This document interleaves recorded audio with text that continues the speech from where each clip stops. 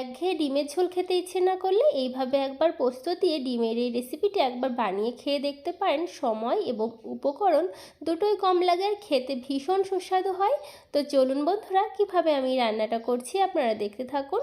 তো দেখুন, এখানে আমি ডিম নিয়ে নিয়েছি। ডিমগুলো আমি আগে থেকে সেদ্ধ করে নিয়েছি, আর সেদ্ধ করে ডিমের গায়ে দেখুন এরকম নাইফের সাহায্যে একটু চিড়ে চিড়ে দিয়েছি।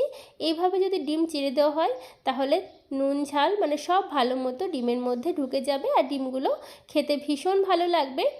তো এবারে ডিমগুলো আমি নুন দিয়ে মেখে নেব। যেহেতু ডিমের পোস্ত হবে তো তার জন্য কিন্তু আমি হলুদ দেব না, শুধু নুন দিয়েই আমি ডিমগুলো কিছুক্ষণ মেখে রেখে দিচ্ছি ভালো করে, যাতে নুন ভালো মতো ডিমের মধ্যে অ্যাবজর্ব হয়ে যায়, মাখা থাক কিছুক্ষণ।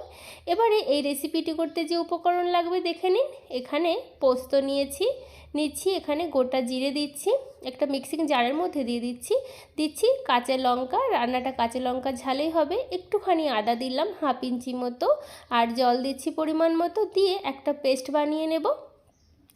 তো দেখুন বন্ধুরা, আমি সুন্দর একটা মিহি পেস্ট বানিয়ে নিয়েছি। পেস্টটা সুন্দর করে করলেই কিন্তু রেসিপিটা ভালো হবে। আর রান্নাটা সর্ষের তেলেই করব। তেলটা ভালো করে গরম করে নেওয়ার পরে নুন দিয়ে মেখে রাখা ডিমগুলো ভেজে নিচ্ছি।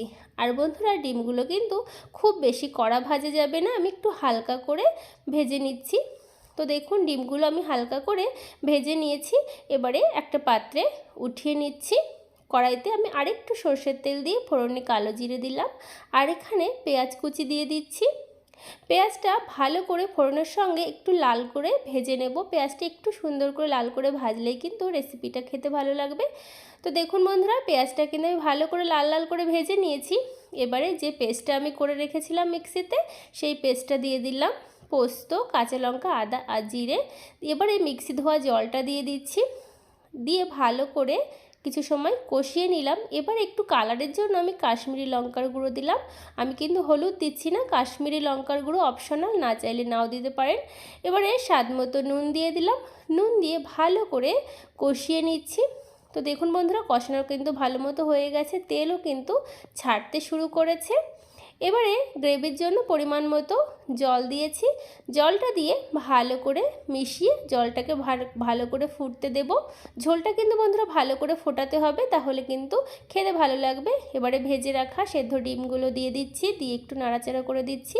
তো বন্ধুরা, আমার এই ডিমের রেসিপিটি যদি ভালো লাগে তাহলে অবশ্যই লাইক, শেয়ার, কমেন্ট, সাবস্ক্রাইব করে পাশের বেল আইকনটা অবশ্যই প্রেস করবেন, যাতে সবার আগে নোটিফিকেশান আপনাদের কাছে পৌঁছে যায়।